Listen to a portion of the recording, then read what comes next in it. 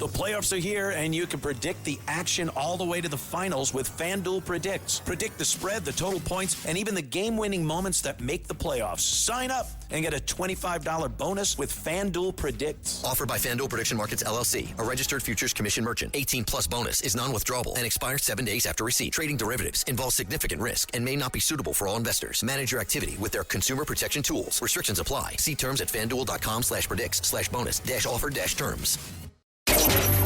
Feisty, fearless, and fair.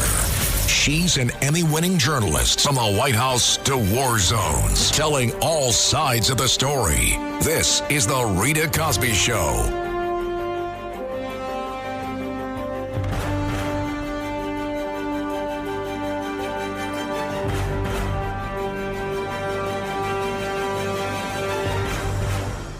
Breaking news.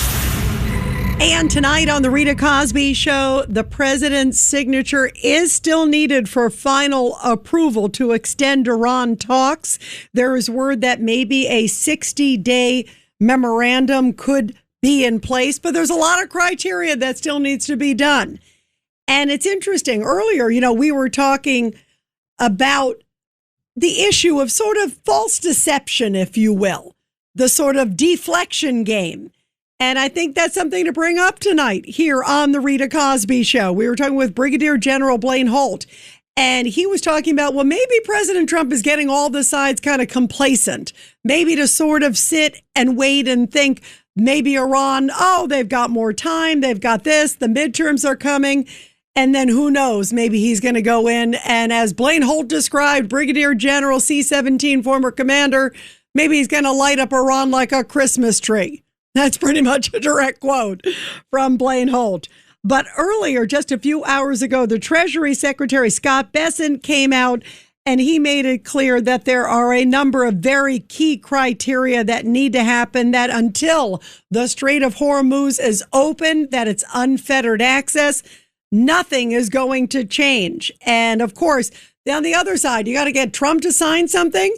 And then you have to have the Iranian side. Who's signing it on the Iranian side? We don't even know. There's word that the, quote, supreme leader might have to sign this deal. And we don't even know if the supreme leader, the son of the supreme leader, because the other one is meeting the 70 virgins up above. Well, this one, we don't even know if this one's alive, too. We have no idea. But here is Scott Bessent saying we are playing tough and these things are non-negotiable. The teams have been going back and forth, and President Trump has made it very clear, he talked about it at the cabinet meeting, that he has several red lines. And Iran has to turn over their highly enriched uranium. They cannot pursue a nuclear weapon. And the Strait of Hormuz, back to your question on energy, has to free transit. Navigation of the seas has to be free and open as it was before. So he's not going to take a bad deal. He's going to make a great deal for the American people. And Scott Bessent, by the way, who was very funny, and he started because he was the White House press briefing expert today, filling in for Caroline Leavitt. Remember, they had Marco Rubio, and then they had J.D. Vance. And my favorite part of Scott Bessent today was he told all the reporters, and I've been in that briefing room many a time, and he said, you guys can call me Dr. Scott Bessent because I got an honorary degree from the University of South Carolina. Of course, that's where I went. So you know that it's a top-notch great school. But I thought it was very cute when I heard him say, giving a shout out to my fellow Gamecocks there at the University of South Carolina. But Scott Bessent also said they are putting the squeeze on the two Iranian airlines. Now, I didn't even know that the Iranians even had an airline or that they were still flying. But now he said we are putting the clamp down on them. And he says they're going to really try to hit them hard so they can't take off, can't land, can't refuel. It sounds like those airlines are kaput. I hope you were calling on me. Yes.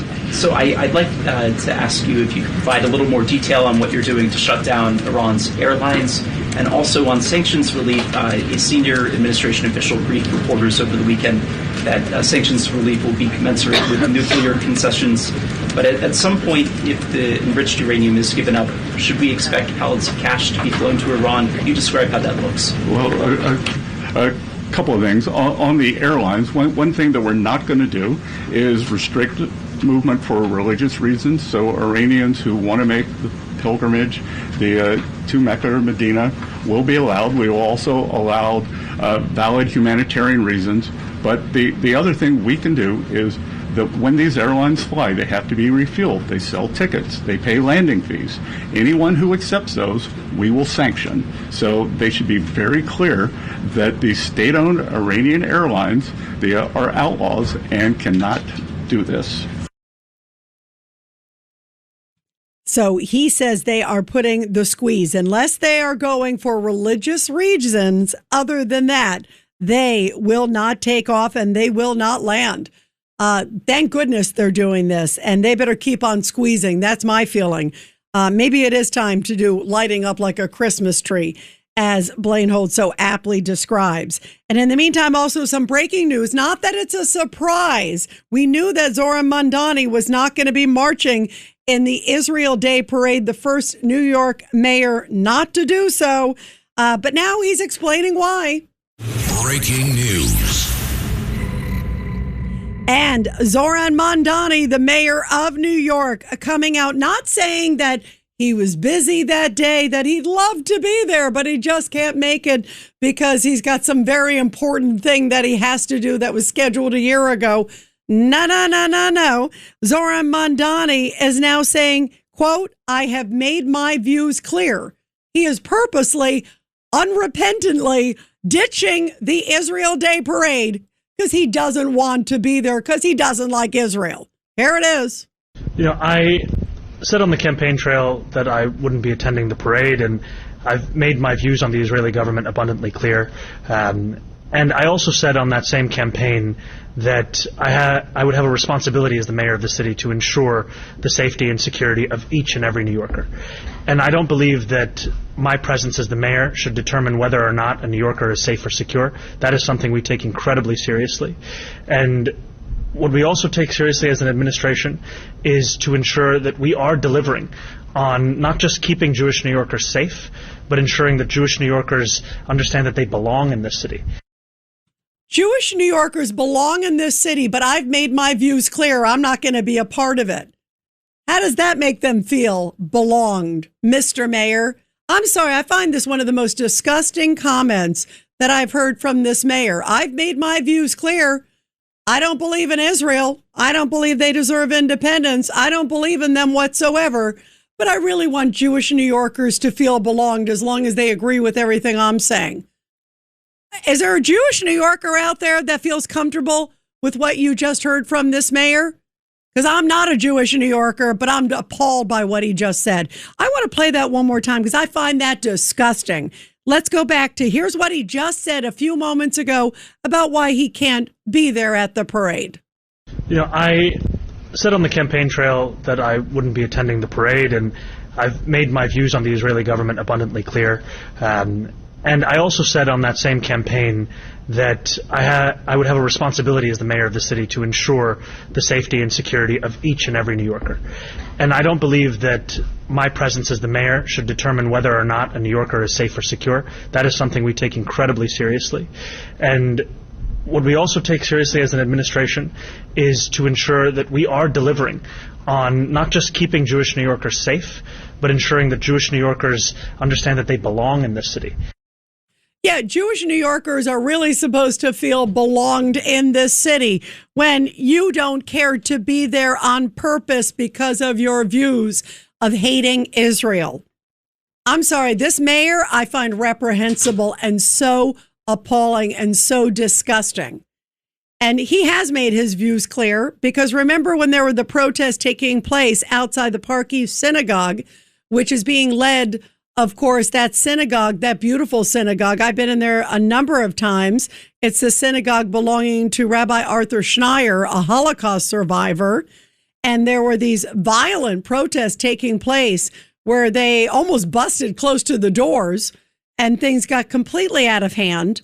And we needed leadership in New York City. And what did Zoran Mandani do? He sided with the protesters, said, oh, they're just being nice, sweet, wonderful people, and it's First Amendment rights. Listen to this. So he did make his opinions clear. Can you assess how you think things went last night at the Northeast synagogue protest, do you think the police effectively enforced a buffer zone? Is that what essentially happened? And was the right to protest sufficiently protected in your view? And then I have one more question. Yes, I think that I've made it clear time and time again that we in this city believe in the sacrosanct nature of the right to protest, and also are committed to ensuring that any New Yorker can safely enter or exit from a house of worship, and that access never be in question, while we also protect the First Amendment. And I do believe that the police ensured that yesterday. He was worried about the First Amendment right of the protesters versus those inside the synagogue who are terrified with these pro-Hamas protesters out there screaming vile, horrible things at them, like die. But I guess in his mind, that's First Amendment. Maybe he thinks that's a beautiful sound.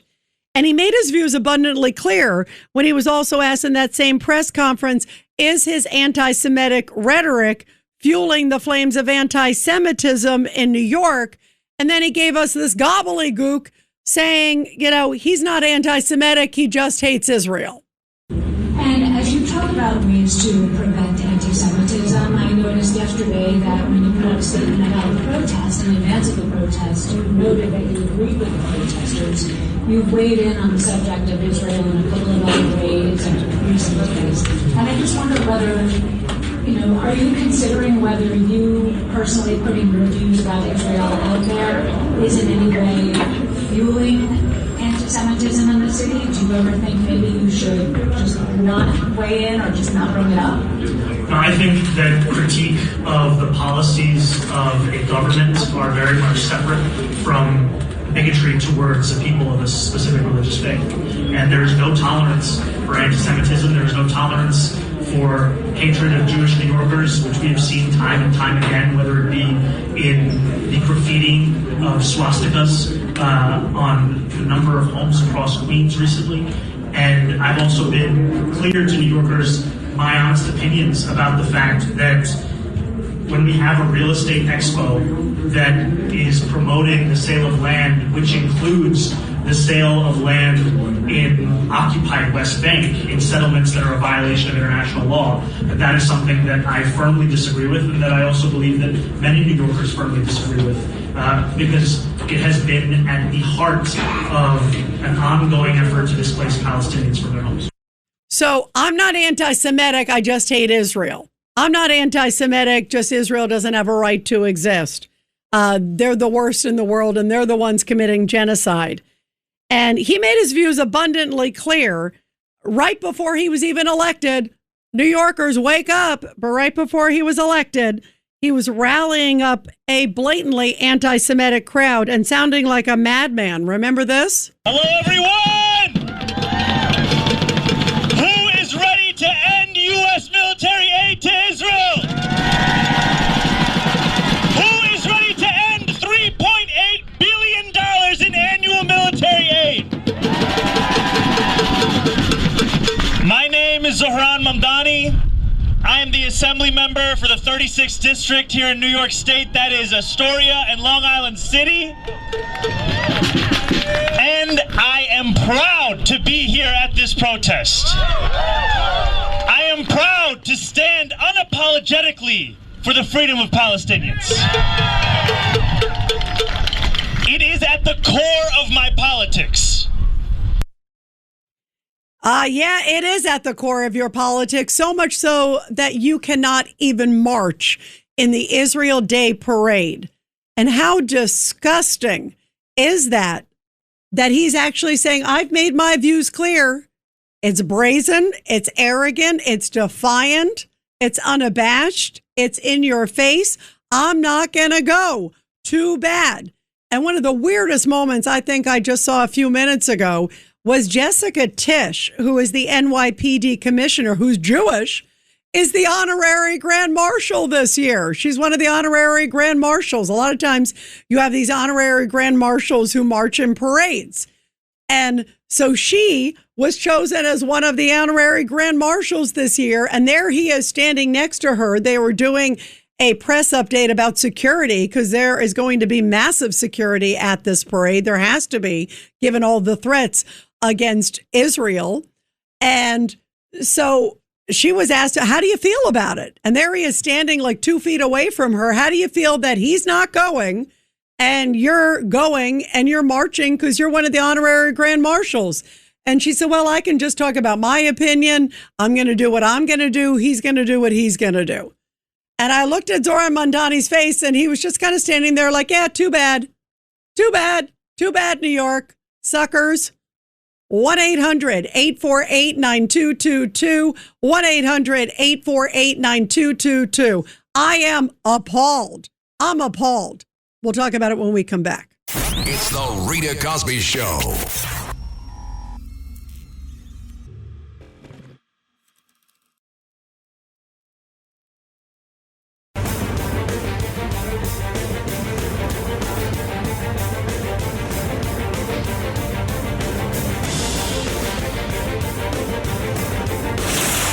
Rita Cosby is on. And let's go to your calls on this busy news night. 1-800-848-9222. 1-800-848-9222. Let's go to Al in Yonkers on line 5. Al, your thoughts? Yeah, hi, Rita. You know, it's hard to believe that with what Jewish people have contributed so much to the fabric of New York City. It's only about the first Jewish mayor actually was Abe Beam when he was elected in '74. So I just wanted to touch on that. But getting back to the point that you've always stressed, you've always been right on during the election that Mayor Mandani is definitely an ideologue. Yes, he is a true believer. And Al, that's right.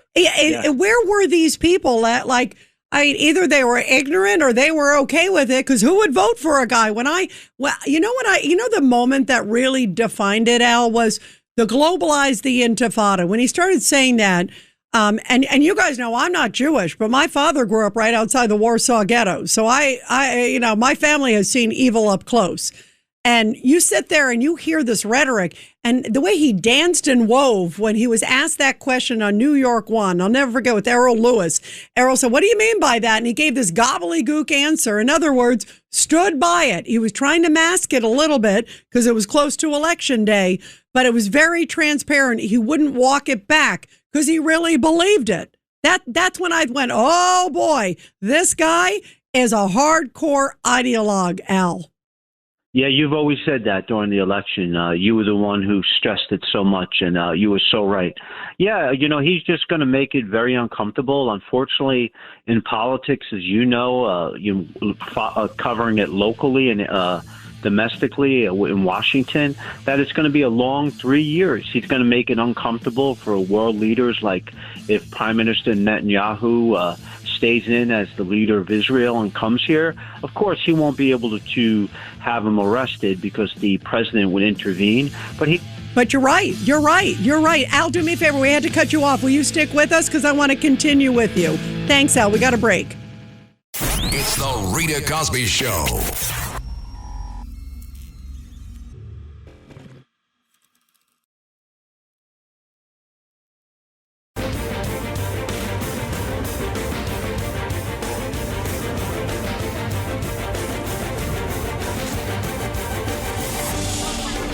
It's the Rita Cosby Show.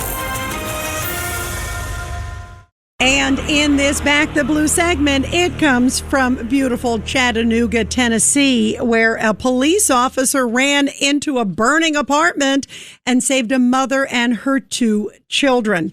The officer was first to arrive on the scene before the fire department got there, and he witnessed flames at the front door. When neighbors told him that people were still inside, Officer Rogers jumped into action. He went inside the smoke-filled apartment. He grabbed a child. A woman carrying another child followed him out safely. Later, Rogers used a fire extinguisher to quell some of the flames on the exterior of the door. Thankfully, he helped save 2 children and their mother. all with no injuries. Needless to say, the police department there in Chattanooga released the body cam footage showing this dramatic action, showing his unwavering heroism running into the flames. And they are indeed calling Mr. Rogers, Officer Rogers, a hero. And we, of course, always love honoring our men and women in blue. Well, there's going to be a lot of men and women in blue protecting the participants in this year's Israel Day Parade. It's a huge event. I remember I spoke at one of the events after the Israel Day Parade one year, because they do the parade and then they do a huge event in Central Park. And I was one of the speakers one year there at that event, and it's packed. I mean, there are so many folks from all over the world who come in. And apparently this year, there's going to be more members of the Israeli Knesset than ever before coming out to show their support, because anti-Semitism is sadly on the rise, and in places like New York. And then you got the crazy mayor who says, my views are clear. I'm not even going to march in the parade. Usually politicians, and you guys all know this, they can't wait to march in a parade. Sometimes you don't see them all year round, but there's a parade. I suddenly love the Dominican, Puerto Rican, Haitian, African, French community. It's my favorite community of all. I'm going to be there. I swear. I mean, there's some that you have to peel away from not being at the parades, because it's a great chance to show your support for this huge swath of population. And New York has the biggest Jewish population outside of Israel, New York City. You are the mayor of the biggest population outside of Israel in the United States, and you can't even show up. And it's not because he has another function. It's not because, his family member is getting married or something that was planned a year ago, and it's right below the Eiffel Tower and he's the best man. That ain't the case. He doesn't want to go because it's against his views. And he's already said it tonight, crystal clear. My views are abundantly clear. Al and Yonkers are going to get back to you in one moment, so stick with us, because here is Jessica Tisch. She is the NYPD Commissioner. And as I said, she is the honorary Grand Marshal, one of the honorary Grand Marshals. How weird is that? Standing right next to Mandani saying, I can't wait to go. And he's just like, I can't wait to not be there. I mean, this is it was weird. But here is Jessica Tisch, who is a big supporter of the Jewish population. But obviously she can't say anything because Zoran Mandani's her boss. That's the reality. I'm sorry. I wouldn't be the commissioner under somebody like that. That's the bottom line.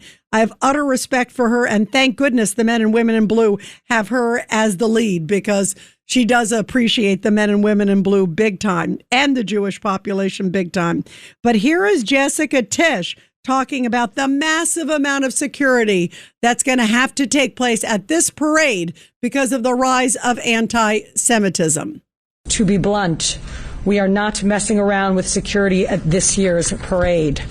The NYPD has one of the most robust municipal counterterrorism capabilities of any city in the world, and I am bringing all of that to bear for this year's parade.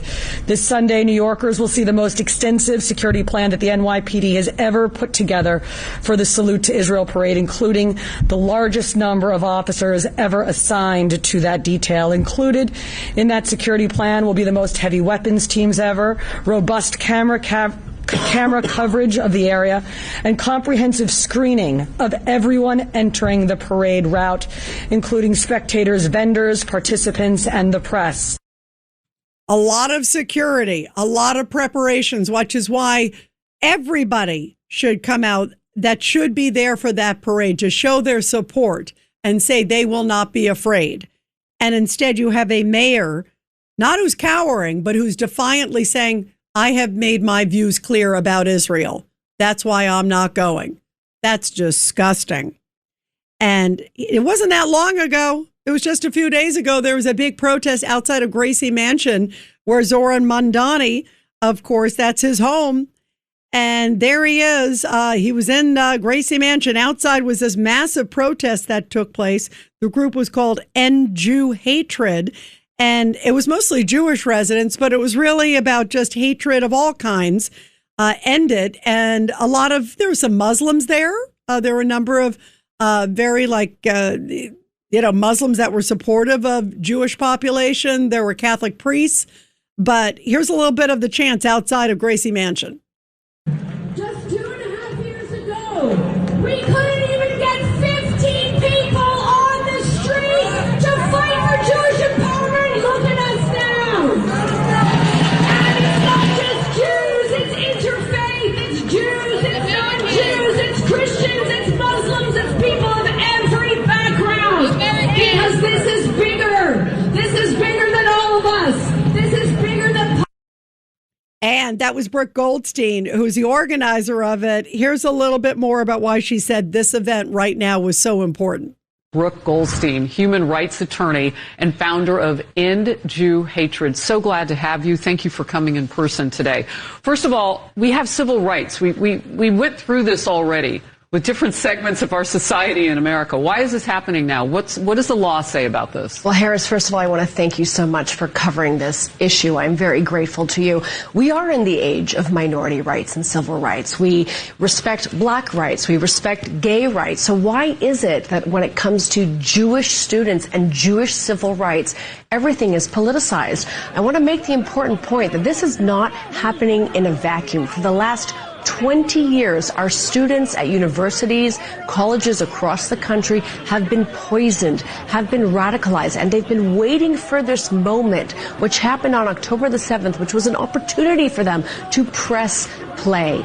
And what they've done is they've taken Jewish civil rights and they've politicized it, right? I hate Israel. Israel is the cause of all evil in the world. The Jews are evil. Therefore, we can beat up and discriminate against Jewish students on campus. We can block their entrance to facilities. We can create checkpoints. It's like a campus out of Nazi Germany. And this is justified and it's legitimized as resistance. Look, we have religious freedom in this country, too. I mean, you talk about civil rights, but predating that is at the core of our values as a nation. This just makes no sense.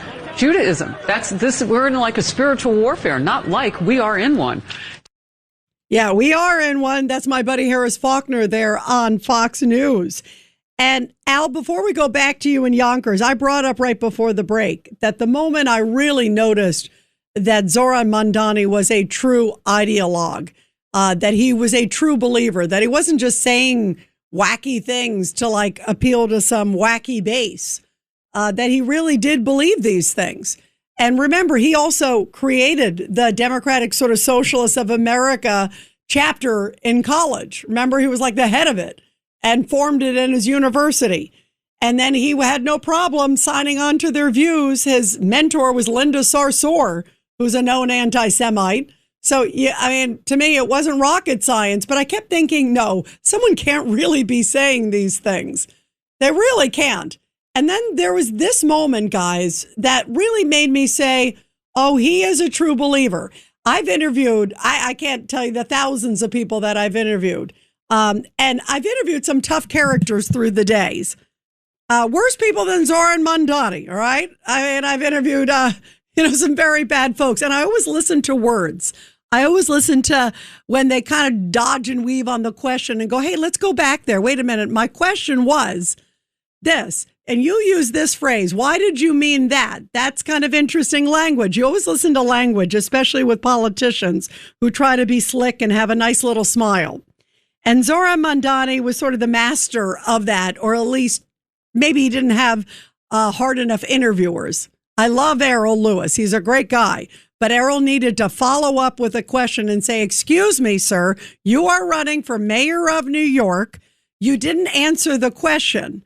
Will you denounce Hamas? Will you denounce what the Palestinians did, what Hamas did on October 7th? You're not answering the question. Do you realize what globalized the Intifada? He danced around. Remember, he said, I'm not going to use that phrase anymore. But then the question is, do you still believe it? I didn't ask you if you're going to use it or not. I just asked you, do you mean it? So will you denounce it right here and there? And that question wasn't asked of him.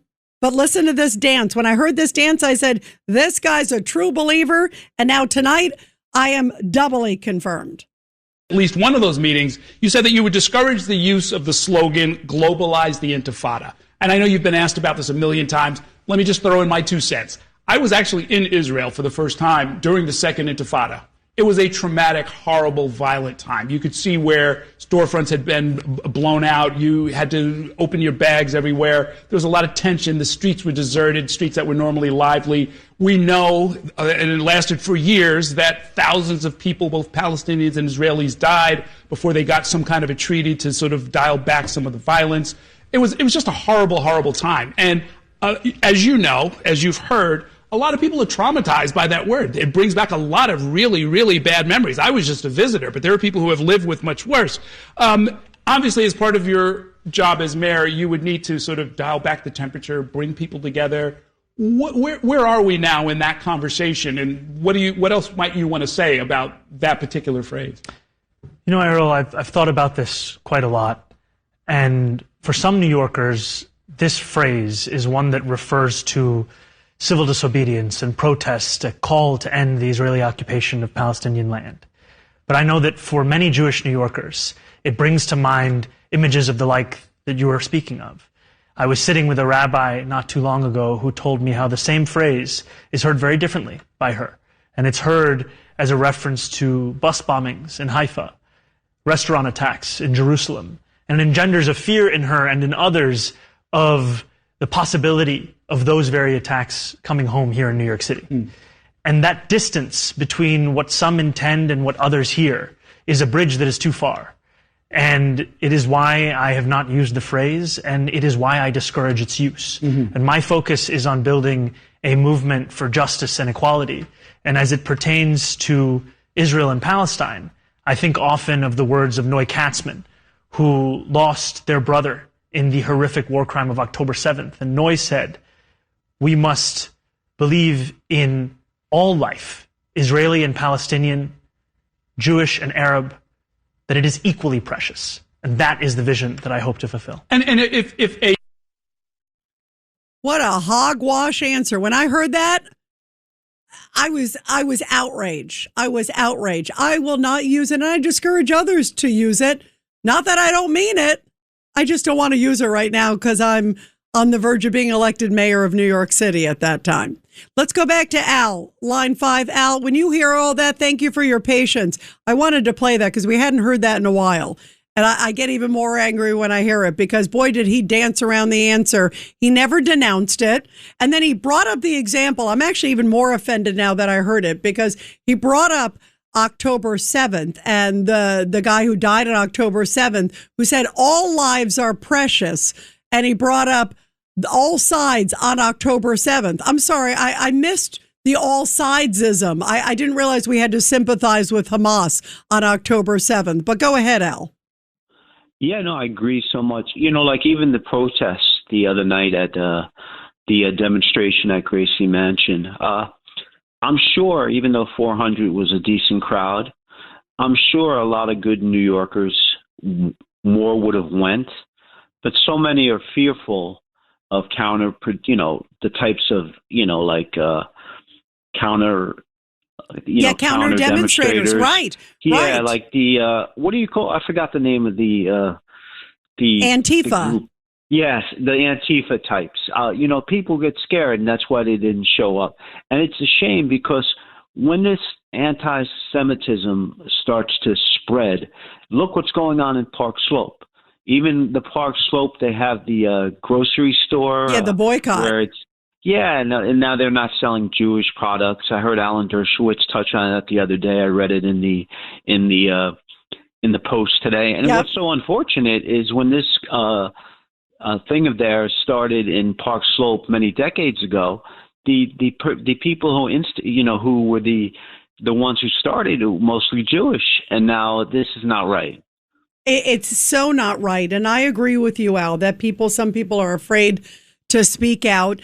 And then yet you have on the other end this defiance of the mayor of the biggest city with the Jewish population outside of Israel who says, my views are clear. I am not going because I do not believe in the establishment of Israel. And yet I'm not anti-Semitic, but keep on protesting outside those synagogues. And even if you say death to Israel and try to bust through the door, that's First Amendment. I mean, to me, this is so dangerous. And now we have this rise of anti-Semitism, and we have a leader who seems to refuse to condemn it and who blatantly is throwing Israel under the bus. And he's unabashed. I mean, he's like defiant. You could even watch his face. He seemed very defiant tonight. Like, I've made my views clear. Sorry, I'm not going. See ya, Israel. Better luck. I mean, that's a very dangerous place to be. Al, thank you very much, and thank you for sticking with us. 1-800-848-9222. And everybody, we will continue your calls on The Rita Cosby Show when we come back after the break. It's The Rita Cosby Show.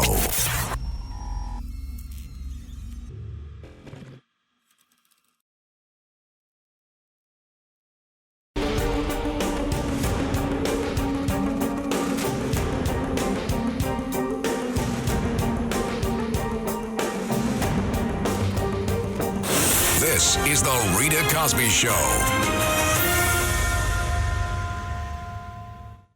So Mayor Mandani says he's not anti-Semitic. He just doesn't like Israel. And he's not going to change, and he's not even going to march in the Israel Day Parade. He is not a man who would ever believe that Israel has a right to exist. But don't call him anti-Semitic. That's different. He really wants to protect all Jewish citizens and make sure they feel safe. But when protesters go outside the synagogue, he says that's First Amendment. Wow. 1-800-848-9222. Let's go to Larry in Brooklyn. Larry, your thoughts tonight about this? Hi, Rita. Okay, I have to tell you, I disagree with you about. Hey, Larry, do me a favor. Get off the speaker. But go ahead. Okay.